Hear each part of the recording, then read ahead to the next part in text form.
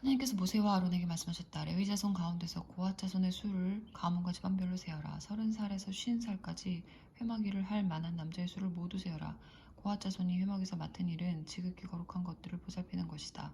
진이 출발하려고 할 때 아론과 그의 아들들은 안으로 들어가서 칸막이 휘장을 내리고 그것으로 증거기를 덮어야 한다.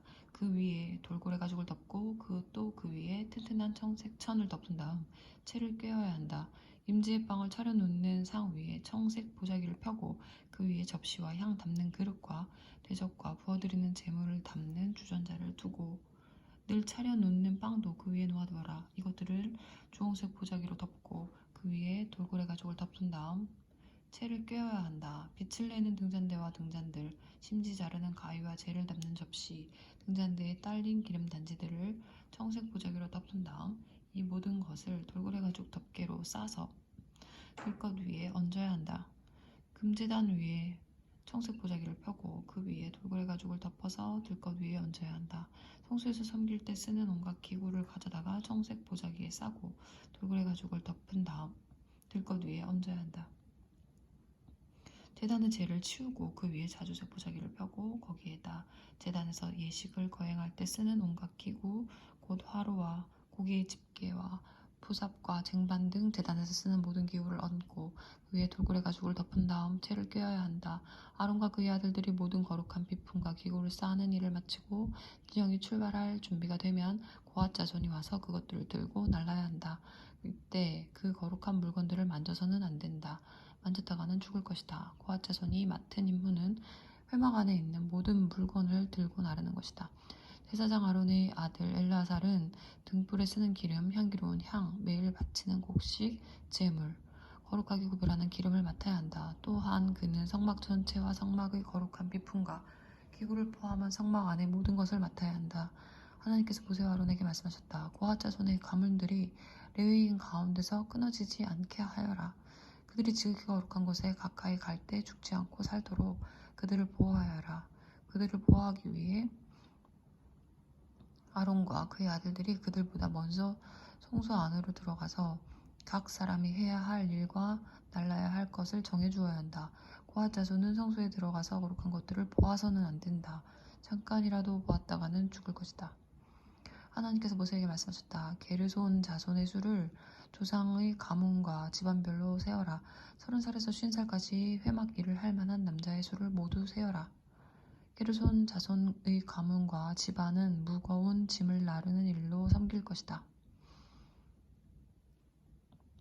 그들은 성소와 회막의 휘장들, 장막 덮개와 그 위에 씌우는 돌고래 가죽 덮개, 회막 입구를 가리는 막, 거기에 딸린 여러 가지 줄, 그 밖에 성소에서 섬길 때 쓰는 모든 기구를 나르고 이와 관련된 일을 해야 한다. 그들은 아론과 그 아들들이 감독 아래 짐을 들어 올리고 나르고 옮기는 모든 일을 수행해야 한다. 너는 그들이 날라야 할 것을 분명하게 정해주어라.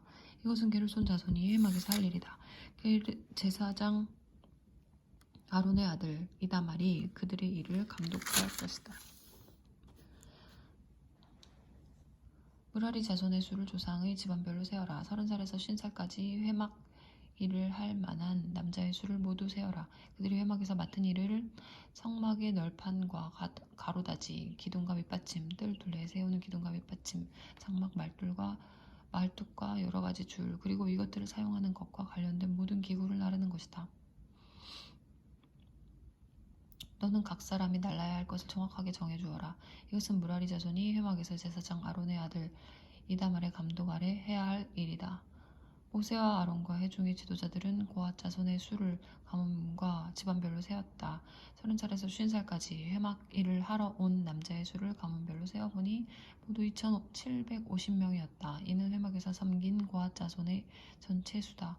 모세와 아론은 하나님께서 모세를 통해 명령하신 대로 그들의 수를 세었다. 게르손 자손의 수도 가문과 집안별로 세었다. 30살에서 50살까지 회막 일을 하러 온 남자의 수를 가문과 집안별로 세어보니 모두 2,630명이었다. 이는 회막에서 섬긴 게르손 자손의 전체 수다. 모세와 아론은 하나님께서 명령하신 대로 그들의 수를 세웠다. 무라리 자손의 수도 가문과 집안별로 세웠다. 30살에서 50살까지 회막 일을 하러 온 남자의 수를 가문별로 세어보니 모두 3,200명이었다. 이는 무라리 자손 가운데서 계수된 사람이 전체 수다. 모세와 아론은 하나님께서 모세를 통해 명령하신 대로 그들의 수를 세었다. 모세와 아론과 이스라엘의 지도자들은 모든 레위인의 수를 가문과 집안별로 세었다.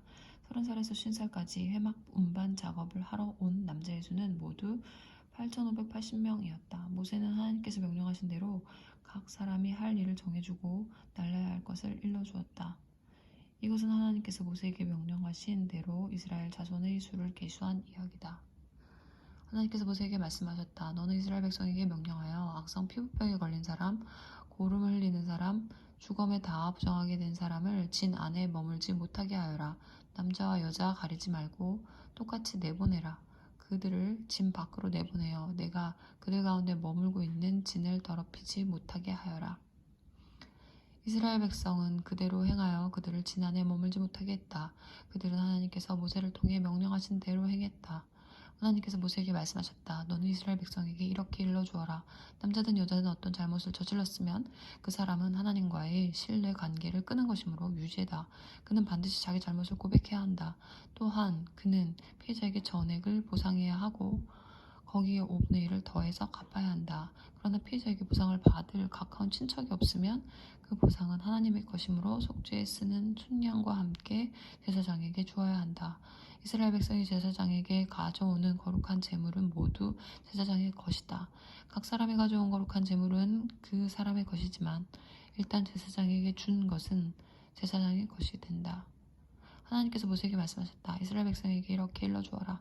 한 남자의 아내가 바람을 피우고 남편을 배신한 채 다른 남자와 잠자리를 같이 하여 자기 몸을 더럽혔는데도 남편이 그 사실을 전혀 알아채지 못했다고 하자.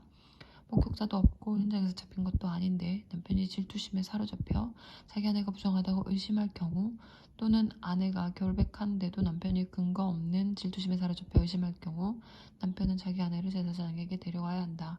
그는 자기 아내를 위해 보리가루 2리터를 제물로 가져가야 한다. 그 제물에는 기름을 부어서도 안 되고 향을 섞어서도 안 된다.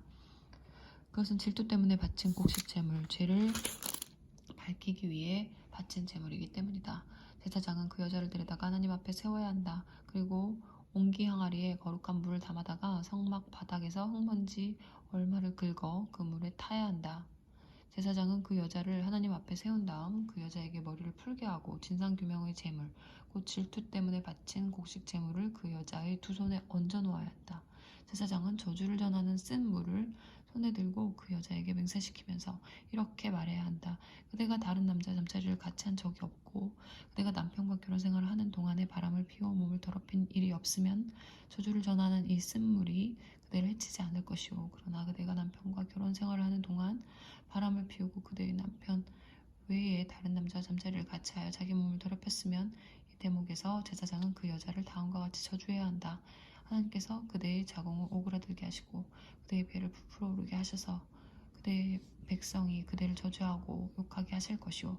저주를 전하는 이 물이 그대의 몸속으로 들어가서 그대의 배를 부풀어 오르게 하고 그대의 자궁을 오그라들게 할 것이요. 그러면 그 여자는 아멘 아멘 하고 말해야 한다.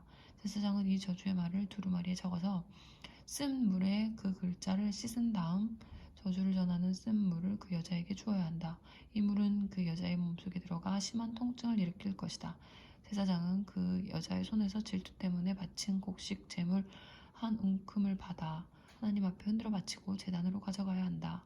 제사장은 또 곡식 제물을 한 움큼 쥐고 그것을 진상규명의 제물로 삼아 제단 위에서 불살라 바쳐야 한다. 그런 다음 여자에게 그 물을 마시게 해야 한다. 저주를 전하는 물을 마셨을 때 그 여자가 자기 남편을 배반하고 몸을 더럽힌 일이 있으면 그 물이 그 여자의 몸속으로 들어가 심한 통증을 일으킬 것이다.